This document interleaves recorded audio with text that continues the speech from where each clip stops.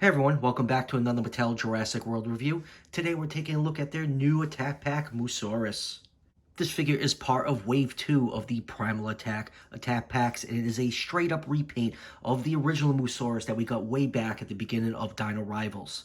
And if you're a long time subscriber to this channel, you'll know that I was a big fan of the original Mussaurus. So I'm very happy that Mattel gave us a really great repaint of this figure because I absolutely love this mold.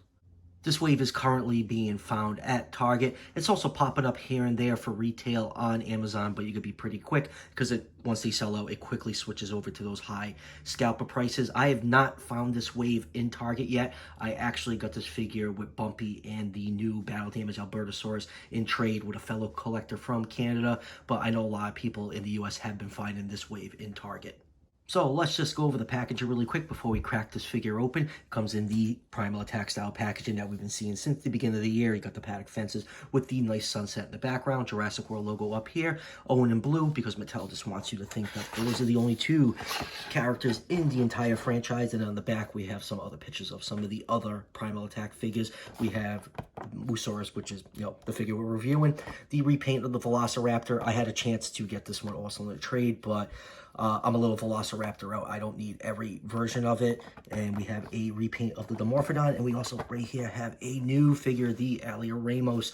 And even though it's pictured on the back of this figure is not part of this wave. This figure should be coming out in Wave 3. I don't think anyone across the globe has found this figure yet, but I know a lot of people, including myself, are looking forward to that figure. So enough about the packaging. Let's crack this figure open and take a closer look.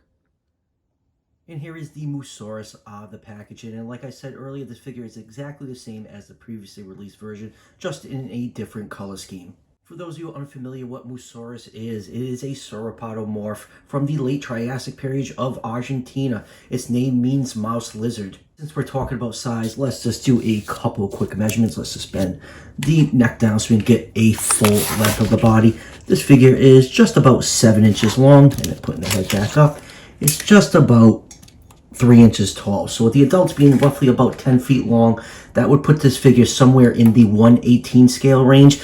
But if you want to count this figure as a juvenile, this is almost pretty much a 1/1 scale replica of the small specimens of Mussaurus. So let's bring out the original Mussaurus to compare it next to this repainted one. You can see they are vastly different color. The original was done in blue with black markings. This one is done with brown with black markings. Now, the markings do look a little bit similar, especially if you hold them up together like this. The markings on this one are much sharper and clearer. They're a little bit fuzzy looking on this one, and the pattern is almost the same between both figures. I mean, if you're having them side by side, you can see some similarities with the pattern, but the pattern is a little bit different on this one. There are some spots like this back pattern right here is pretty much the same on the original release. So definitely a much sharper line work on this repaint. It does look a lot nicer. I still love the original one. I love blue on dinosaur figures, but that is pretty much it for the differences between these two figures. Obviously between the eye colors, the original had orange and the new one has yellow. All right, let's zoom in and take a closer look at some of the finer details on this figure.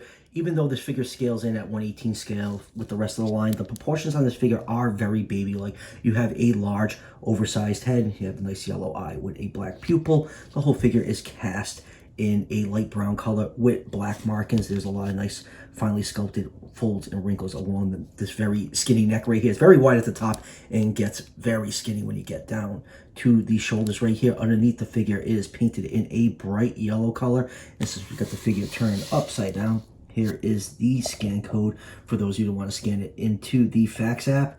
And then going down to the rest of the body, you can see some nice scale detail along the sides right here. A lot of nice folds and wrinkle. It's a really well sculpted figure.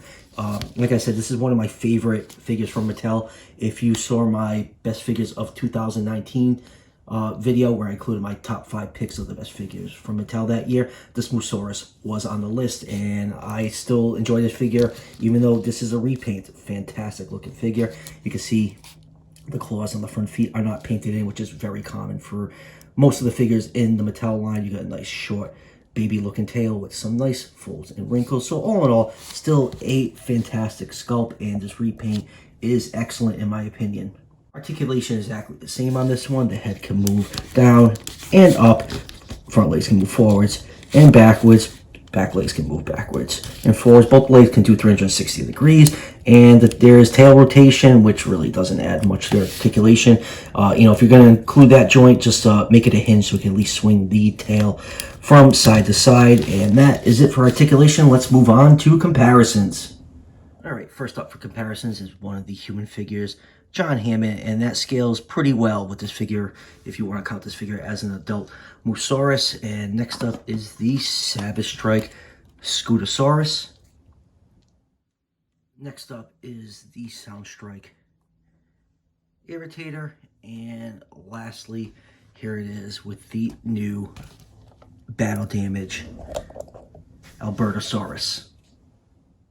So final thoughts on this figure. If you can't already tell, I really enjoy this Mussaurus mold. So this is an easy pickup for me. I think it's a great addition to any Jurassic World collection. I know Mattel gets a little crazy with the amount of times they repaint a figure. This is one of the few figures that they can just keep repainting and I won't complain at all. I'll just keep buying them all because I enjoy the mold so much. So yes, I definitely do recommend this figure for your collection. And like I said, this figure is being currently found at Target locations across the US. It's an attack pack, so retails for $7.99. So that would do it for the review. I only have one other new Jurassic World figure to review coming up. It's the new Gasosaurus. I actually got this from a trade from someone in Mexico. And as of right now, at this very moment in time, I am all caught up with the Jurassic World the figures I want to pick up anyways. I should be getting some stuff in from Collect Day relatively soon, so I'll be doing reviews on those figures when they come in. And as always, if you're enjoying the content on this channel, show your support by hitting that subscription button just below the video. Each subscription helps out the channel tremendously and it's greatly appreciated, and I'll see you for the next one.